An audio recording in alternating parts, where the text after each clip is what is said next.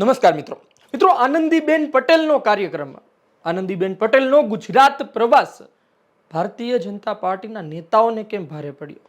બસ ગણ્યા ગાંઠિયા દિવસો આવ્યા, એમાં પણ મોટી બબાલ કેમ, મોટી ઘટના કેમ? કયા બે નેતા છે ભારતીય જનતા પાર્ટીના કે જેની ચર્ચા થઈ રહી છે, જેઓ ભોઠા પડ્યા છે?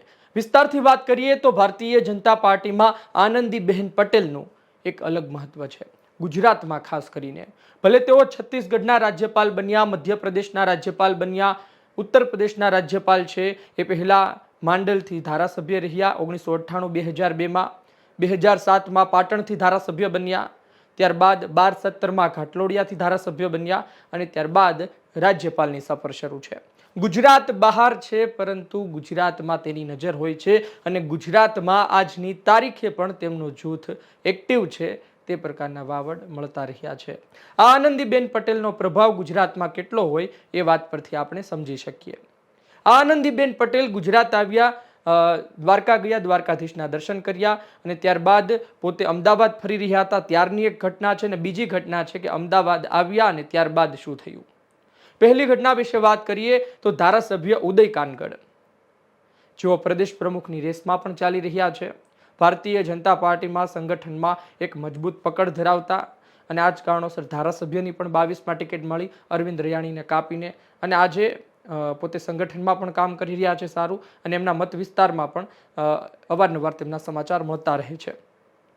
વાત એ છે કે આનંદીબેન પટેલ દ્વારકાથી નીકળ્યા, દ્વારકાથી રાજકોટ બાયપાસ થઈ અમદાવાદ જવાનું હતું. તેમને હતું કે રાજકોટ બાયપાસ પાસે કોઈ કાર્યક્રમ રાખવામાં આવ્યો હશે, પરંતુ કાર્યક્રમ હતો રાજકોટના સામાકાંઠા વિસ્તારમાં. આ સામાકાંઠા વિસ્તારમાં અરવિંદ રૈયાણી આજકાલ એક્ટિવ થયા છે અને આ અરવિંદ રૈયાણી એક્ટિવ થાય તો નુકસાન થાય ઉદયભાઈ કાનગડને.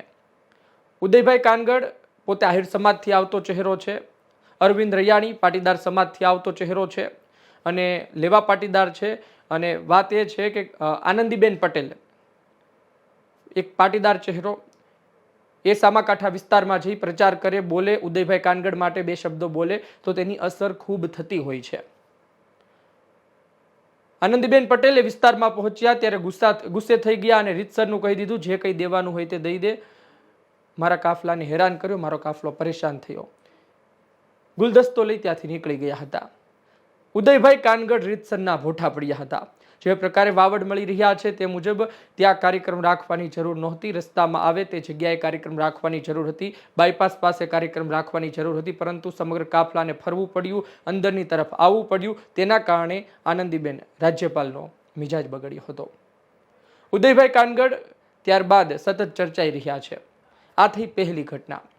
બીજી ઘટનાની વાત કરીએ કે અમદાવાદ ઈસરોમાં પહોંચ્યા હતા. ઈસરોનો કાર્યક્રમ હતો, સ્પેસ એપ્લિકેશન સેન્ટરનો કાર્યક્રમ હતો અને ત્યાં આનંદીબેન પટેલે કહ્યું કે હું તો કાર્યકરોને યાદ કરું છું, પરંતુ તમે અમને ભૂલી ગયા છો, તમે અમને યાદ નથી કરતા.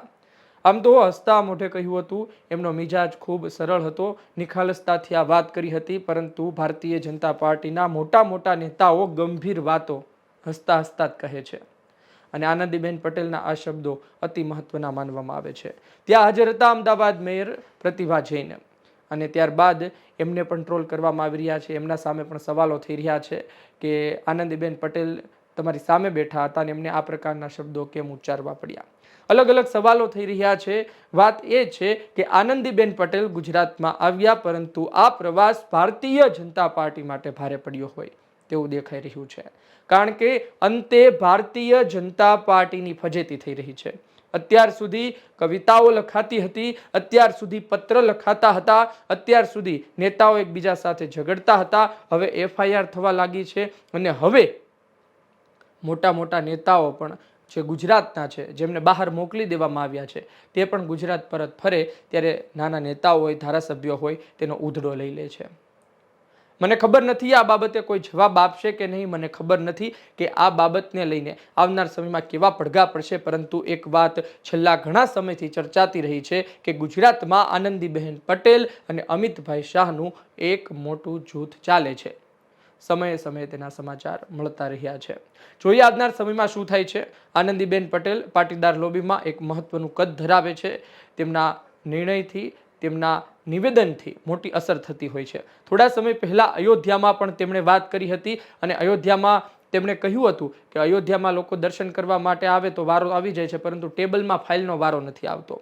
એક પછી એક ટેબલમાં ફર્યા રાખે છે ફાઇલ, અને અંતે જેની પાસે પહોંચવાની હોય તેની પાસે પહોંચે પછી તે કહે કે આમાં ભૂલ છે. તો ભાઈ પહેલી વખત જેમની પાસે હતી એ જ ભૂલ કાઢી નાખે. ત્યારબાદ ફરી આનંદીબેનની ચર્ચા હવે થઈ રહી છે. ગુજરાતના દિગ્ગજ નેતા છે આનંદીબેન પટેલ. ગુજરાતમાં 1998 થી 2017 સુધી ધારાસભ્ય રહ્યા, રાજ્યસભા પણ ગયા. એટલે જોઈએ આવનાર સમયમાં શું થાય છે. આપનું શું કહેવું છે કોમેન્ટ બોક્સમાં જરૂરથી જણાવજો. આ વિડીયો માહિતી પસંદ આવી હોય લાઈક કરજો, શેર કરજો. ધન્યવાદ.